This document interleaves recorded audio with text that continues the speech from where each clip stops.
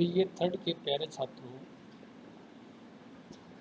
मैंने पिछले व्याख्यान में भी आपको नंद दुलारे वाजपेयी का जो निबंध था छायावाद, उसके बारे में आपको जानकारी दी थी कि नंद दुलारे वाजपेयी का इस छायावाद निबंध में इनके क्या विचार हैं। तो इसके बारे में मैंने पहले बताया, और आज दूसरे दिन भी मैं इस निबंध में उनके जो भाव हैं, जो उनके विचार हैं, वो इस निबंध में किस प्रकार से प्रस्तुत हुए हैं।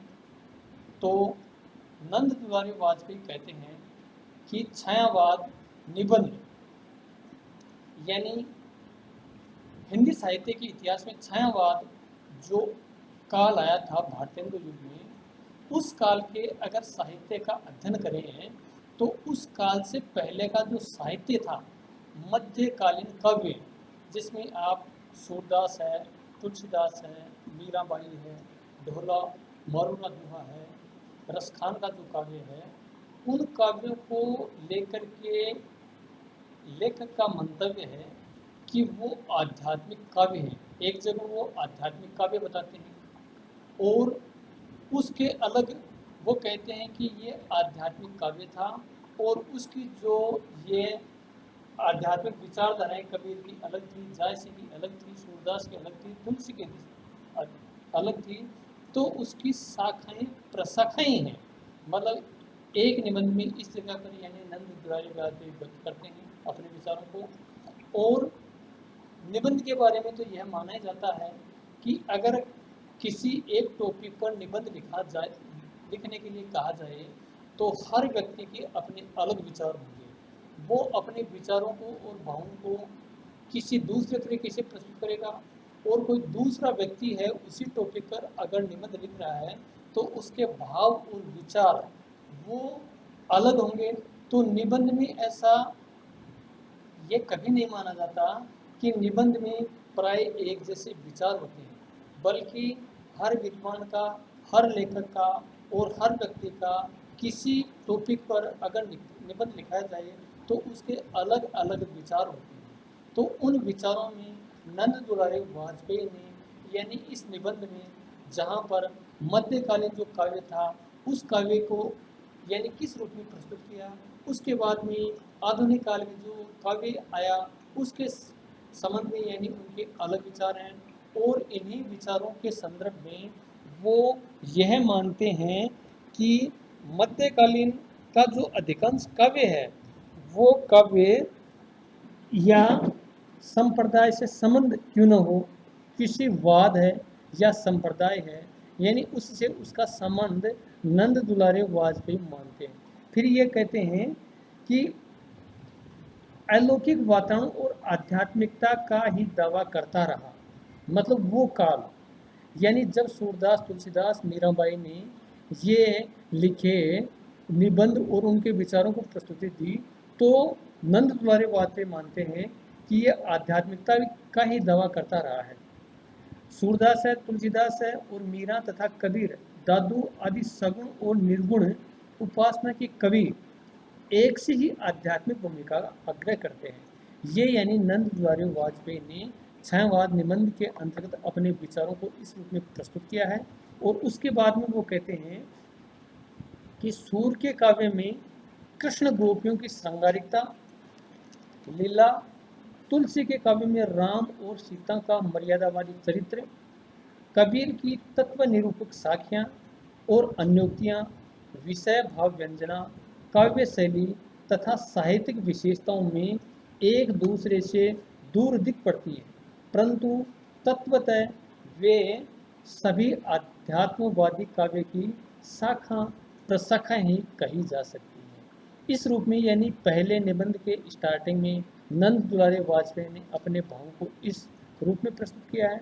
और उसके बाद में कहते हैं कि मध्यकालीन अधिकांश काव्य जो किसी धार्मिक या साधनात्मक प्रणाली के अंतर्गत रचा गया, एक विशेष अर्थ में सांप्रदायिक काव्य कहा जा सकता है।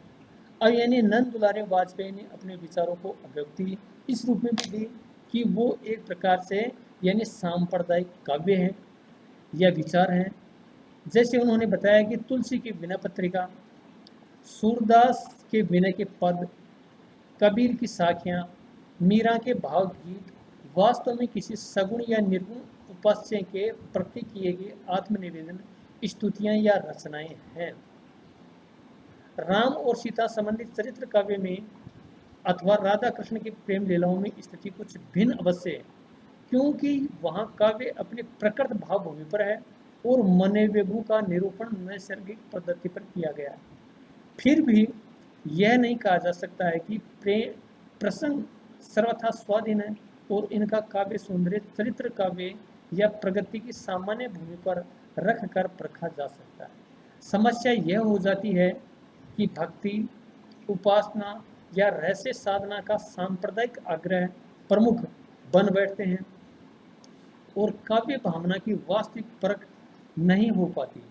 आवश्यकता इस बात की है कि काव्येतर समस्त तत्व, वाद और साधना क्रम स्वतंत्र अध्ययन के विषय वश्य रहे, परंतु काव्य विवेचन के अवसर पर उन सबका पर्यवसान रचयिता की मन स्थिति और जीवन दृष्टि तथा भाव की भावपीठिका के अंतर्गत ही हो जाना चाहिए। ऐसा न होने पर काव्य का वास्तविक आंदोलन अधूरा ही रह जाएगा।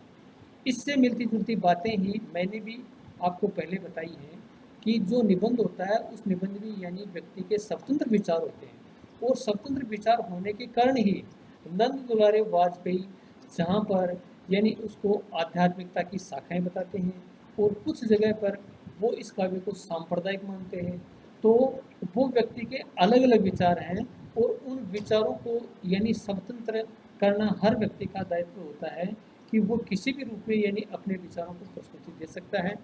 तो इस प्रकार से यानी उनकी एक दृष्टि है। पहले यानी जब व्याख्यान हुआ था तो मैंने यानी छायावाद को लेकर के यानी ये भी बताया था कि छायावाद का जो काव्य था वो यथार्थवादी काव्य था, उसमें आदर्शवाद के लिए कोई स्थान न था।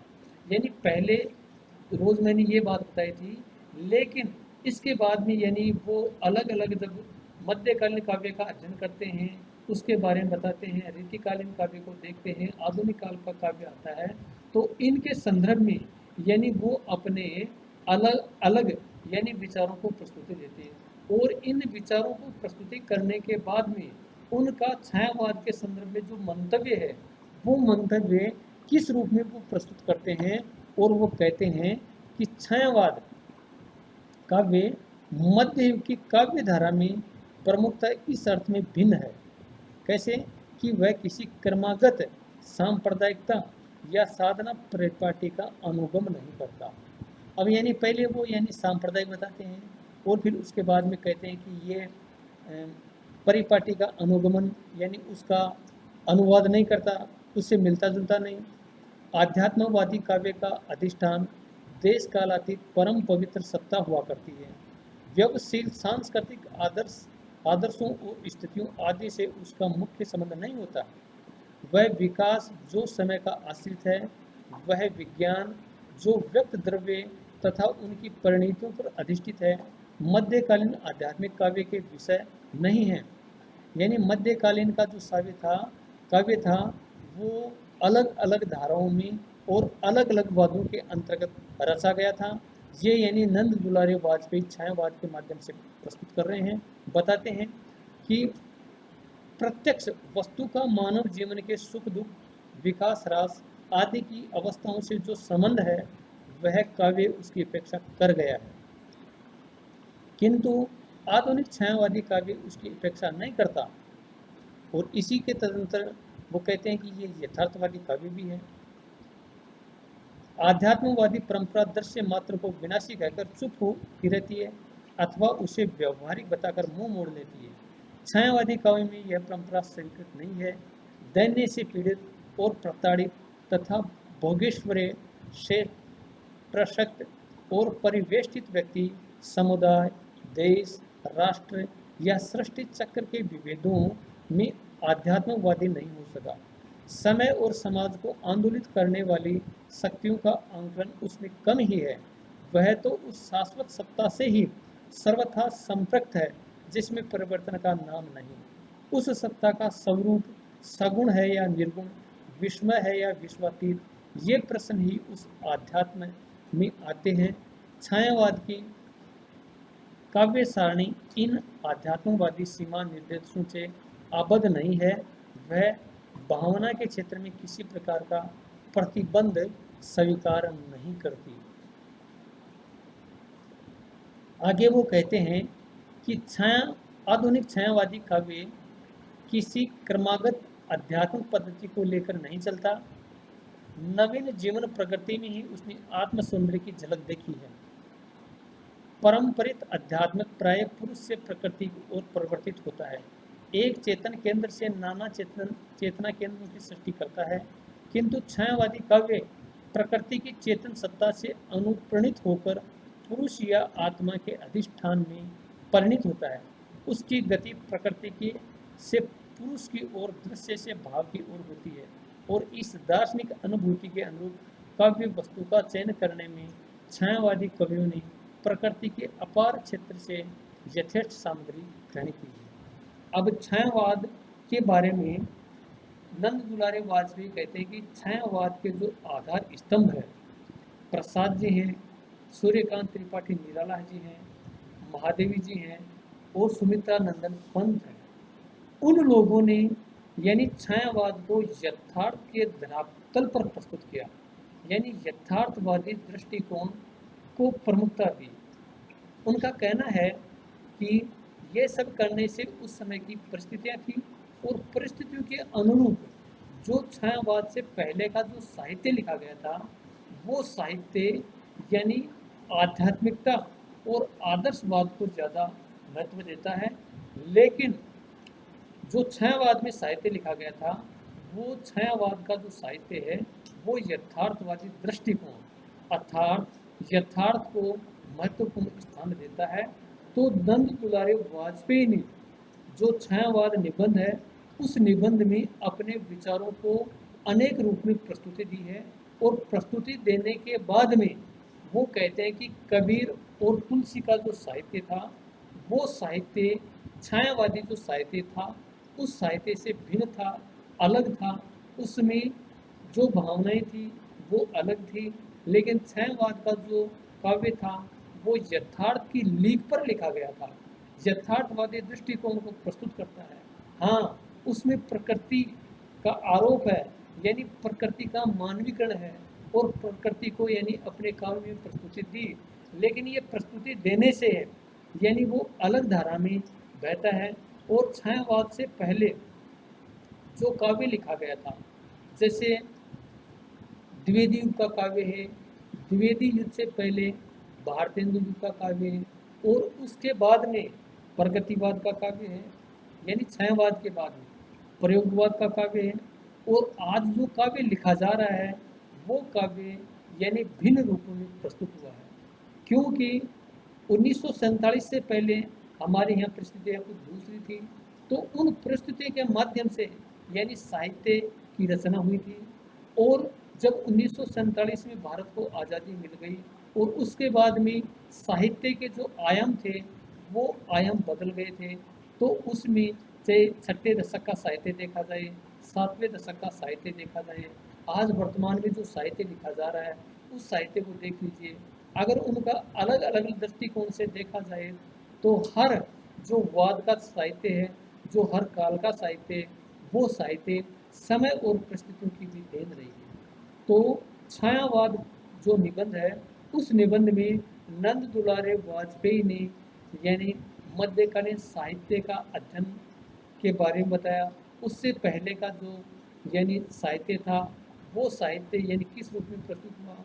तो इस प्रकार से छायावाद के बारे में यानी नंद दुलारे वाजपेयी ने अपने विचारों को जो अभिव्यक्ति दी है वो छायावाद के संदर्भ में बहुत ही उनकी अच्छी जानकारी है।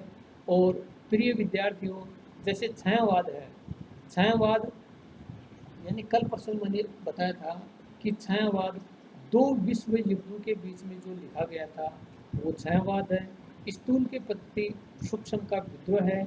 इसमें एक यानी यथार्थवादी दृष्टिकोण झलकता है, और उससे पहले का जो साहित्य था वो साहित्य इसी से थोड़ा सा अलग था। तो नंद दुलारे वाजपेयी का जो छायावाद निबंध है, उस निबंध का अध्ययन करने के बाद में इस निबंध में यानी बहुत सारी बातें आ जाती हैं, जिसको आपको अपने दिल और दिमाग में अच्छी तरह से इसको देख लेना चाहिए कि ये निबंध किस रूप में यानी वाजपेयी जी ने प्रस्तुत किया है, और छायावाद जो हम पढ़ते हैं उसी के अनुरूप ये निबंध भी है। तो प्रिय छात्रों, इस निबंध को आज आपको कंप्लीट कर लेना है, और बस इस निबंध के बारे में आज इतने ही जानकारी देना चाहूँगा। धन्यवाद।